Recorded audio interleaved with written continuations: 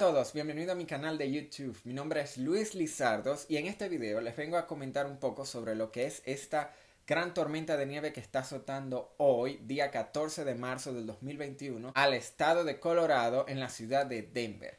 El Servicio Nacional Meteorológico emitió una alerta a todos los ciudadanos de que se esperan acumulados de nieve de aproximadamente entre 42 a 61 centímetros de nieve, que eso es un equivalente a 18 a 21 pulgadas de nieve. Voy a estar dando una pequeña caminata alrededor de donde me encuentro en este momento para enseñarle un poco de cómo está o cómo se está llevando esta tormenta de nieve.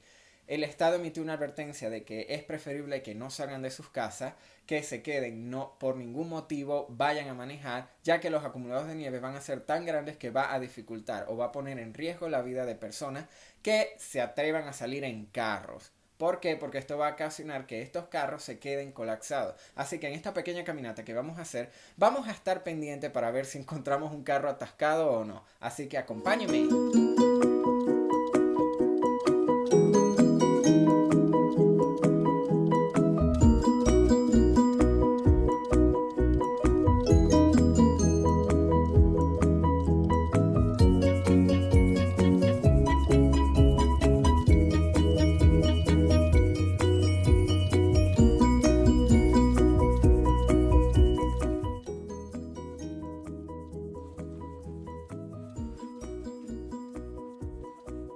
Y así estamos listos para salir a hacer esta caminata.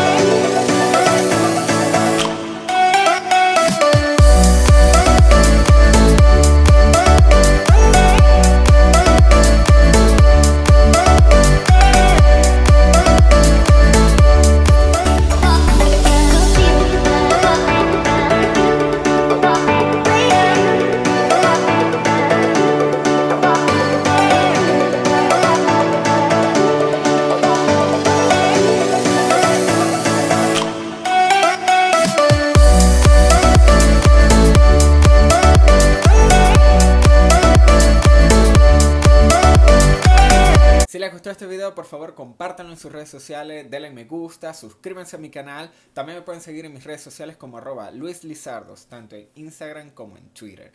Así que nos vemos en el próximo video. ¡Chao!